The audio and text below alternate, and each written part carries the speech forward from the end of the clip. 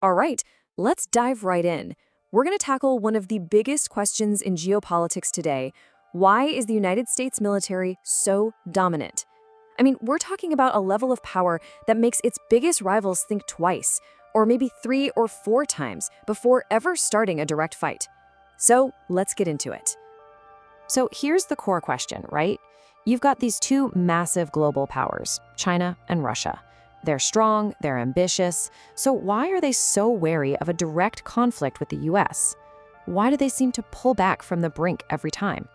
It's a fantastic question, and let me tell you, the answer goes way deeper than just counting tanks and planes.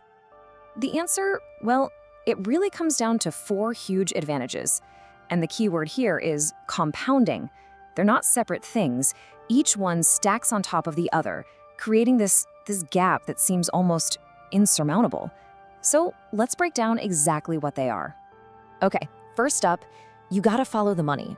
It's almost a cliche, but it's absolutely true here.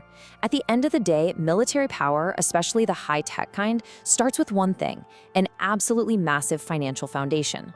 You need a huge checkbook to play this game at the top level. So let's just look at 2023. The US military budget was $916 billion. Just try to wrap your head around that number for a second.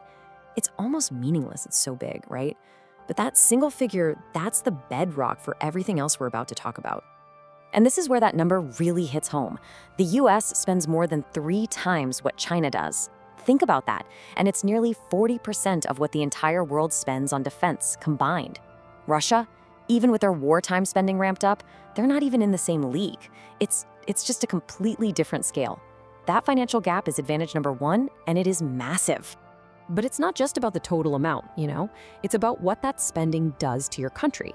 The US spends about 3.5% of its huge economy on defense. For Russia to even try and keep up, they have to pour 7% of their much, much smaller economy into the military. That's not a flex. That's a sign that your economy is under incredible strain. And that strain goes deep. I mean, look at Russia's 2024 budget. They're directing almost 40% of the whole government's budget to the military. 40%! That money has to come from somewhere, right? It's being stripped from healthcare, from roads, from schools, all to feed the war machine. You just can't do that forever. It's completely unsustainable. And look, this isn't something that just happened overnight. This is about a multi-decade head start. Get this, between 1991 and 2021, the US outspent China by $16 trillion. That's 30 years of pouring money into R&D, into new tech, into building the best gear. It's an advantage that's been building for a generation. So where does all that money go? Well, that leads us straight into advantage number 2, the technology gap. That $16 trillion head start wasn't just sitting in a bank. No way.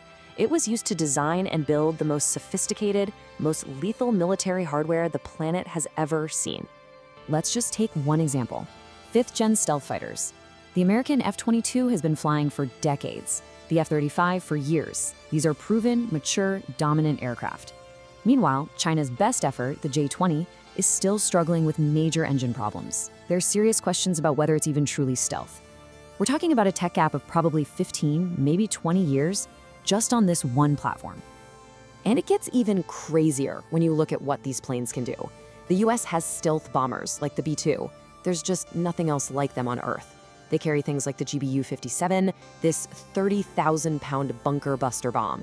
It's designed to smash through 60 feet of reinforced concrete. That means no command bunker is safe anywhere in the world. And here's the really wild part. The gap isn't closing. It's actually getting wider.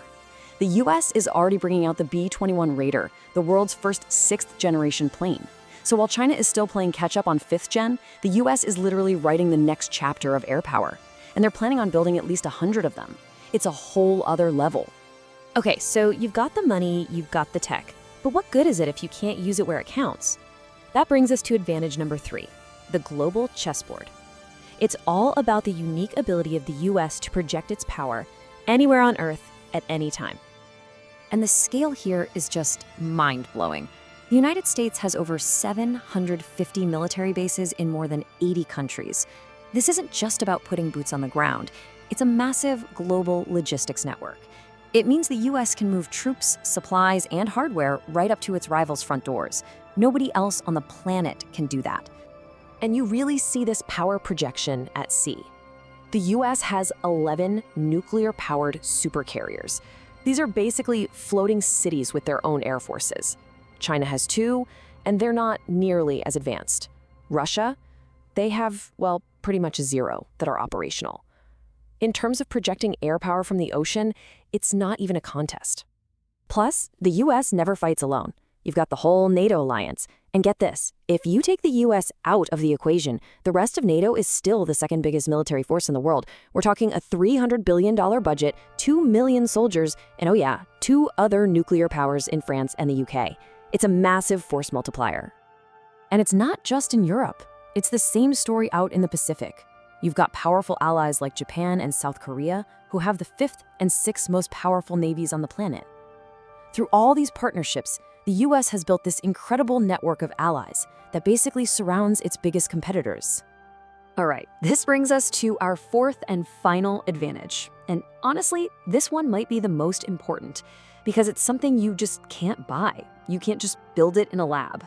We're talking about the critical, irreplaceable edge that comes from actual, modern combat experience. Just look at the history. China's last big war, 1979. Russia's recent fights have mostly been against much smaller neighbors. But the US, from 2001 on, they were deep in complex global combat operations for 20 consecutive years. The difference in recent hands-on experience is just night and day. And that's the whole point, right?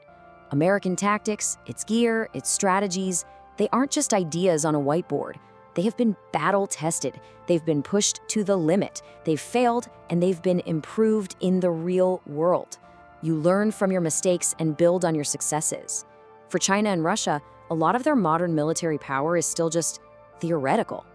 So when you start stacking all 4 of these advantages on top of each other, you really start to see the bigger picture. You see why this gap is so incredibly hard to close. It's not just one thing, it's how they all work together. So let's just recap. It all starts with the money, an overwhelming financial advantage. That money buys technological dominance, putting US gear a generation ahead. That advanced tech, in turn, allows for global power projection through a massive network of bases and powerful allies. And the whole machine, the tech, the tactics, the people, is constantly sharpened and perfected by decades of unmatched combat experience. See how it all connects? Which brings us all the way back to the beginning.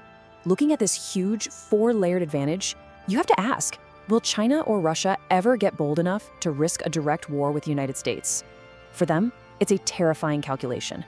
They have to weigh their own ambitions against a military that has more money, better tech, a global reach, and way more real-world experience. The question isn't just if they'll challenge the US, but how they could possibly do it in